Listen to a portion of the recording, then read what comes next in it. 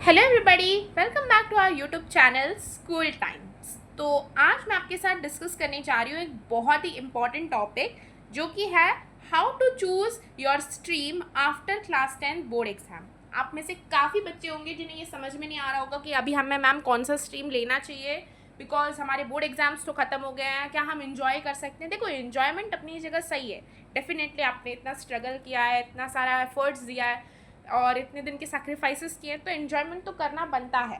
But इसका मतलब ये नहीं है कि आप नेग्लेक्ट कर दोगे अपने फ्यूचर को, because 11th-12th is somewhere you have to work on your career. ये आपका पाथ है टुवर्ड्स द करियर। तो इसीलिए स्ट्रीम चूज़ करना एक बहुत ही इम्पॉर्टेंट टास्क है और मैं चाहूँगी कि सभी बच्चे अपना स्ट्रीम खुद चूज़ करें, खुद के डिसीजन पे एक कंक्लूजन ला पाएँ।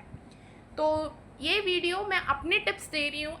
When I was young at your age, मैं भी आपके स्टेज में थी, तो मेरे काफ़ी एल्डर्स ने मुझे गाइड किया था और जो मेरे एक्सपीरियंसेस है मैं आपको वो शेयर कर रही हूँ। इससे आपको डेफिनेटली कहीं ना कहीं एक हेल्प मिलेगा ताकि आप अपने स्ट्रीम को चूज़ कर पाएँ।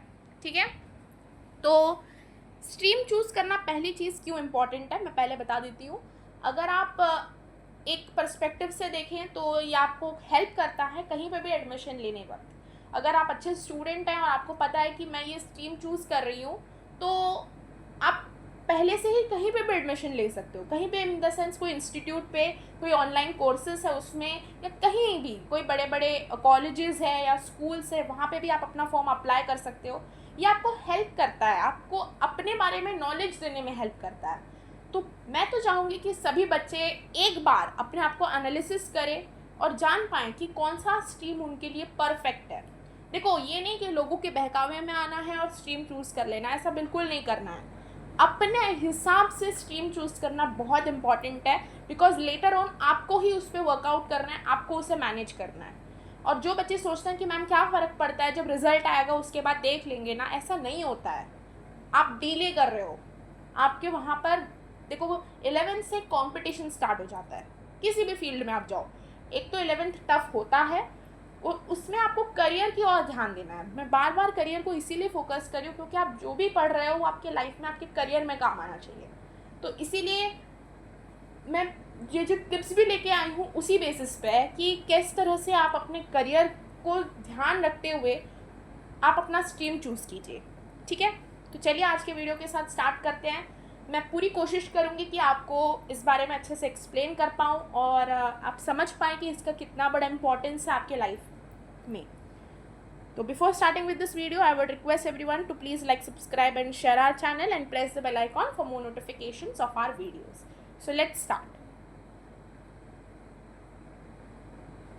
पहला tip, decide why you want to choose and what you would do after that.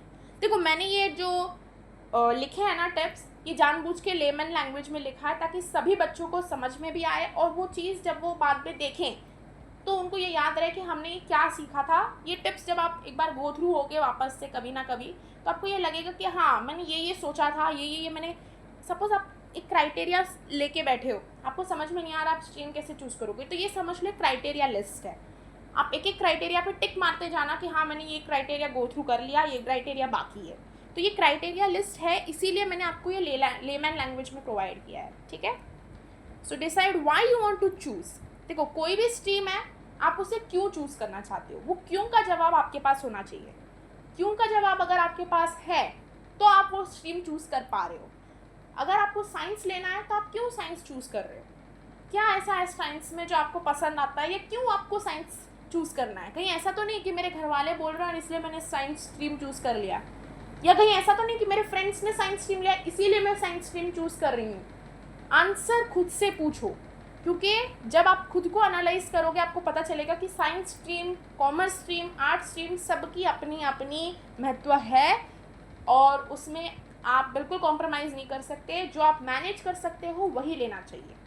दूसरा है what you would do after that. अगर आपने कॉमर्स लिया, साइंस लिया, ह्यूमैनिटीज़ लिया, कुछ भी लिया, तो इन तीनों में से आप जो भी ले रहे हो उसको लेकर आप फ्यूचर में क्या करोगे, यानी अपने करियर के प्रति आपका क्या हेल्प रहेगा उसको, क्या वो आपके करियर के साथ मैच करेगा या आप ऐसे ही ले रहे हो।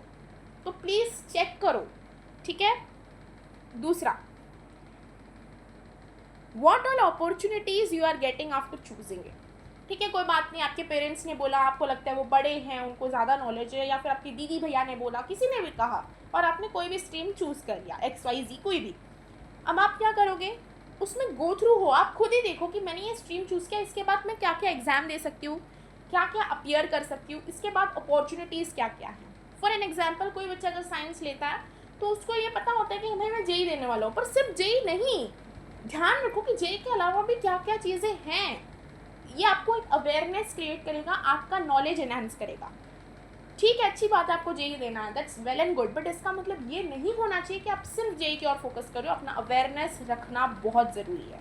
ठीक है, next, will you be able to manage the subjects in that stream. अभी हमें लगता है कि पेरेंट्स ने बोला है, दीदी भैया बोल रहे हैं कि साइंस स्ट्रीम अच्छी है, कॉमर्स स्ट्रीम अच्छी है, तू कॉमर्स अच्छा मैनेज कर लेगी, तुझे ह्यूमैनिटीज़ ही चूज़ कर लेना चाहिए, ह्यूमैनिटीज़ तेरे लिए परफेक्ट रहेगा। आपने उनके बहकावे में आके ले लिया, आपने अपने फ्रेंड्स के बहकावे में आके ले लिया, टीचर्स के बहकावे में आके ले लिया।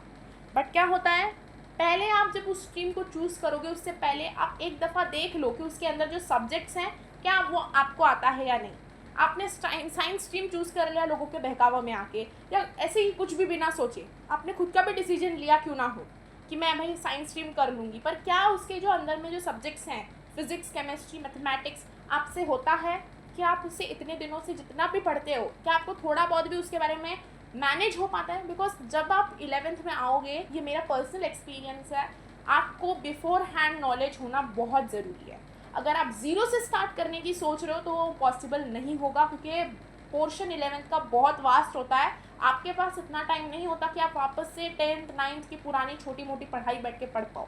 आपके कॉन्सेप्ट्स क्लियर होने चाहिए अगर आप 11th में हो तो इसीलिए जो सब्जेक्ट्स हैं, भले ही कॉमर्स का सब्जेक्ट हो, कॉमर्स में भी जो सब्जेक्ट्स है, बिजनेस स्टडीज़ वगैरह, उनके बारे में आपको थोड़ा बहुत नॉलेज है तो ही लो, वरना मत लो ऐसा कोई स्ट्रीम जिसे आप मैनेज ही नहीं कर पाओ।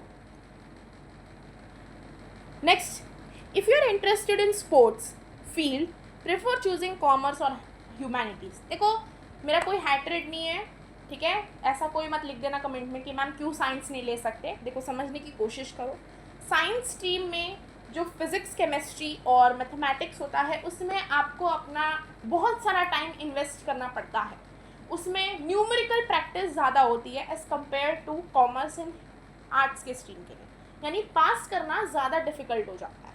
ठीक है, तो अगर आपको लगता है कि आप साइंस मैनेज कर पाओगे विद योर स्पोर्ट्स, आप स्पोर्ट्स को सेकेंड प्रायोरिटी रख पाओगे, कहीं ना कहीं आपको, देखो ये जो साइंस स्ट्रीम है उसमें स्ट्रगल बहुत है, क्योंकि मैंने खुद लिया है तो I know it. But commerce में, आर्ट्स में, यानी ह्यूमैनिटीज़ में अगर आप ध्यान देंगे तो ह्यूमैनिटीज़ में काफ़ी ऐसे सब्जेक्ट्स हैं जिससे आप गो थ्रू होगे, जो कि रिलेटेड टू सोशल स्टडीज़ है, जिसमें आपको थोड़ा रट्टा मारने वाला कॉन्सेप्ट रहेगा। बट हाँ, अगर आप साइंस ले रहे हो और आप एक्सपेक्ट करो, देखो बिकॉज साइंस में क्या है कि आपको फिजिक्स में भी न्यूमेरिकल्स करने हैं, कॉन्सेप्ट समझने हैं, केमिस्ट्री में भी न्यूमेरिकल्स करने, कॉन्सेप्ट समझने हैं, और मैथ्स में भी न्यूमेरिकल्स, यानी न्यूमेरिकल्स ही न्यूमेरिकल्स है, मैथ्स ही मैथ्स है हर जगह।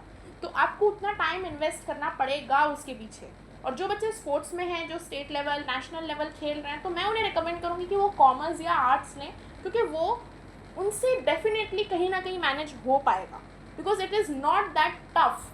आई एम नॉट सेइंग कि it is not at all tough, it is tough. Definitely 11th सबके लिए टफ है, because it is introduction to new subjects, but comparatively उसमें कहीं ना कहीं आपको एक मैनेजरियल स्किल्स आ जाएंगी, आपका होल्ड आ जाएगा। अगर आप जानते हो कि आपका मैथ्स इतना खास नहीं होता, आपसे बिल्कुल ही मैथ्स नहीं होता, बिजनेस स्टडीज़ तो भूल ही जाओ, इकोनॉमिक्स कुछ नहीं आता आपको, तो फिर कॉमर्स भी मत लो, ह्यूमैनिटीज़ ले लो। बट मैं वही बोल रही हूँ ना कि देख के लो, जो भी ले रही हो देख के लो। आपको लगता है नहीं भाई मैं स्पोर्ट्स के साथ साइंस मैनेज कर पाऊंगी, go with it, no one is stopping you. This is my personal tip with my colleagues, जो भी मेरे कलीग्स थे स्पोर्ट्स में, they were more preferable to it. तो इसीलिए मैंने ये टिप दिया है। मेरा कोई ऐसा नहीं है बोलने का मतलब नहीं है कि आप साइंस नहीं ले सकते। अगर आप कैपेबल हो, अगर आपको लगता है आप मैनेज कर पाओगे, 11th को इतना टफ है, 11th के बाद 12th भी है जिसमें आपको बोर्ड्स देने हैं, तो आपको बोर्ड्स में पास भी करना है, तो इसीलिए वो जो चीज़ है वो अगर आप कर पाओगे, आप क्योंकि 11th की चीज़ें 12th में भी आने वाली हैं, इतना सारा पोर्शन है, आप मैनेज कर पाओगे, then you can do it. No one is going to stop you, it's up to your choice. ये मेरा पर्सनल टिप है, consulting with all my friends, my colleagues and at their age. बाकी it's your decision, you can definitely choose science if you wish to. ठीक है. Next है applied mathematics for all those whose trigonometry is weak in class 10 but are interested in mathematics. आप आ चुके हो अभी, अगर आपने ध्यान दिया होगा 11th में भी आपका अप्लाइड मैथमेटिक्स करके एक सब्जेक्ट आता है. तो अगर आप 10th में अपने आप को ऑब्जर्व किया होगा, अभी अभी आपका बोर्ड एग्जाम हुआ है मैथ्स का, तो आपको पता चला होगा कि मेरा ट्रिग्नोमेट्री कितना स्ट्रॉन्ग है. अगर आपका ट्रिग्नोमेट्री बहुत अच्छा है, आप उसमें प्रो हो, गो विथ कोर मैथमेटिक्स. ट्रिग्नोमेट्री काफ़ी वीक है, कुछ समझ में ही नहीं आया है ट्रिग्नोमेट्री में, then don't go with core mathematics, because core mathematics में 11th में आपको आएगा ट्रिग्नोमेट्री वंस अगेन, जिसमें आपको हायर वर्जन ऑफ ट्रिग्नोमेट्री सिखाई जाएगी. और 12th स्टैंडर्ड में भी इन्वर्स ट्रिग्नोमेट्री आएगा, जिसमें आपको बहुत सारा टाइम इन्वेस्ट करना है, बहुत कुछ पढ़ना है. तो इसीलिए better is choose applied mathematics. ठीक है. वरना अगर आपको लगता है कि मैं मैनेज कर लूँगी, हो ही जाता है, you can go with it. These tips are just based on the reviews of the children, what they are facing, what they were facing, और किस किस तरीके से उन्होंने अपनी चीज़ों को चूज़ किया. Next is choose your optional subject which is manageable with your core subjects as well as beneficial for you at the same time. आपको ऑप्शनल सब्जेक्ट का एक मिलता है ऑप्शन, जिसमें आप देखोगे तो CS रहता है, AI रहता है, PE रहता है, काफ़ी ऐसे सब्जेक्ट्स हैं, इकोनॉमिक्स है, FMM है, बहुत सारी चीज़ें हैं. ये जो वाइड वैरायटी आपको मिल रही है, उसमें से आपको वही कोर सब्जेक्ट के साथ मैं बोलूँगी ऑप्शनल सब्जेक्ट चूज़ करना है जो आप मैनेज कर पाओ. ये मेरे फ्रेंड्स के साथ नहीं, हमारे साथ खुद भी होता है, मैंने खुद भी देखा है, क्योंकि मैंने एक मैनेजेबल लिया हुआ था subject with my core subjects, तो इसीलिए मेरे लिए काफ़ी हेल्प हो जा रहा था वेल माई प्रिपरेशन. तो जब आप देख रहे हो कि आप कोई ऑप्शनल सब्जेक्ट चूज़ करने वाले हो, भले ही वो इकोनॉमिक्स हो, भले ही वो CS हो, AI हो, आप इस बात का ध्यान रखो कि जब भी आप ले रहे हो वो सब्जेक्ट, वो आपके कोर सब्जेक्ट कौन से हैं. अगर आप साइंस ले रहे हो तो PCM है, या फिर अगर साइंस में आप बायोलॉजी का पार्ट नीट के लिए ले रही हो तो PCB है, या PCM भी अगर आप लेना चाहते हो, that is also good way. But ध्यान रखो जो भी आप ले रहे हो, जो भी कोर सब्जेक्ट ले रहे हो, वो आपको फ्यूचर में बेनिफिशियरी भी हो और आप उसे हैंडल भी कर पा रहे हो. कोर सब्जेक्ट के साथ जो भी आप ऑप्शनल सब्जेक्ट ले रहे हो, ऐसा नहीं होना चाहिए कि आप बोल रहे हो ऑप्शनल सब्जेक्ट को जाने दो, क्या फ़र्क पड़ता है. ऐसा नहीं है, उसमें भी पास करना है, उसमें भी वो ही आपको मार्क फेचिंग भी होता है, काफ़ी मार्क्स वो आपको दिलाता है. तो इसीलिए ऑप्शनल सब्जेक्ट भी वैसा रखो जो आपको हेल्प करे फ्यूचर में. ठीक है. Last but not the least, definitely मैं और भी टिप्स के साथ आऊँगी. अगर आपको ये वीडियो अच्छा लगा होता ज़रूर बताइएगा, मैं आपको और भी टिप्स देने की पूरी कोशिश करूँगी. I am just an elder sister sharing with you what I have faced with all my colleagues at our age when we were in your stands to decide what how to choose a stream. तो उस time पे ये सब चीज़ें हमने भी ध्यान दी थी, हमारे एल्डर्स ने हमें बोला था ध्यान देने के लिए. वही मैं आपको बता रही हूँ कि आपको क्या क्या चीज़ें ध्यान देनी है. उसके साथ साथ डेफिनेटली आपके पेरेंट्स का गाइडेंस होना चाहिए, टीचर्स से गाइडेंस लीजिए. स्ट्रीम चूज़ करने से पहले 10 बार ज़रूर सोचिए. लास्ट टिप जो है काफ़ी इंपॉर्टेंट है, choose optional subject such as FMM, AI, CS, PE etcetera if you have a prior knowledge about them in your previous classes. अभी मैं बोल रही हूँ काफ़ी बच्चे क्या करते हैं, 11th में आने के बाद कोई नया सा ऑप्शनल सब्जेक्ट उठा लेते हैं. फॉर एन एग्जाम्पल, आपने कभी भी अपने स्कूल में AI पढ़ा ही नहीं है, 9th-10th में आपने कोई और ऑप्शनल सब्जेक्ट ले रखा था, अचानक से आप 11th में आके AI ले रहे हो, CS ले रहे हो, it becomes tough. It's not impossible to do, definitely हर बच्चा सब कुछ कर सकता है, बट उसमें आपको एक्स्ट्रा टाइम इन्वेस्ट करना पड़ेगा. टाइम की कमी ही बनी रहती है 11th-12th में. ठीक है, क्योंकि आप करियर के प्रति अपने आप को इंडल्ज करते हो, कहीं ना कहीं आपको उसकी प्रिपरेशंस करनी होती है, स्कूल में टाइम जाता है काफ़ी. तो इसीलिए ये जो प्रॉब्लम आती है ना, ये तभी आती है जब आपने पहले से उसका प्रायर नॉलेज नहीं रखा है. तो इधर आप एक काम कीजिए कि आप जो भी ये सब्जेक्ट ले रहे हैं उसका प्रायर नॉलेज रखिए और उसके बाद ही उसे एज अ ऑप्शनल सब्जेक्ट लीजिए. फॉर एन एग्जांपल, अगर आपने 9th-10th में IFM पढ़ा है, IFM is introduction to financial marketing, तो अगर आपने वो पहले से पढ़ा है 9th-10th में, तो आप डेफिनेटली 11th-12th में अगर परस्यू करना चाहते हैं फाइनेंशियल मार्केटिंग मैनेजमेंट, आप कर सकते हैं, बिकॉज आपको पता है कि it is based on stock marketing, it is based on index, it is based on the NSC BSc ये सब चीज़ों के बारे में आपको पता है तो आपको कहीं ना कहीं ये हेल्प करेगा आपका फ्यूचर नॉलेज एनहांस करने में। पर अगर आपको पता ही नहीं है, आपको AI क्या है नहीं पता, उसके अंदर के वो जो प्रोग्रामिंग्स आपको नहीं आते, CS के बारे में आपको नॉलेज ही नहीं है, आप अचानक से 11th में ले रहे हो, तो सोचो कितना ज़्यादा टाइम आपको उसके लिए भी देना पड़ेगा। ऑप्शनल सब्जेक्ट में टाइम कम इन्वेस्ट करना है पर मार्क्स ज़्यादा ऐंठने होते हैं, ठीक है।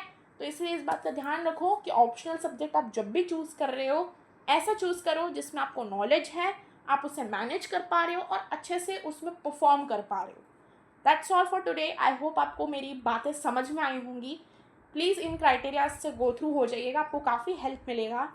वैसे तो मैं बार बार बोलूँगी ये टिप्स सिर्फ आपके हेल्प के लिए है, बाकी डेफिनेटली आप अपने एल्डर्स से एक सजेशन ले सकते हैं, बट आपको चूज़ करना चाहिए as compare to any one else. Suggestion सबसे लो पर डिसीजन खुद का लो।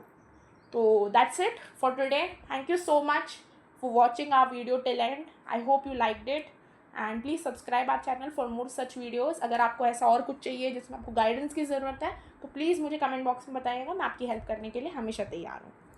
Thank you so much for watching. Meet you in the next video. Till then thank you and bye.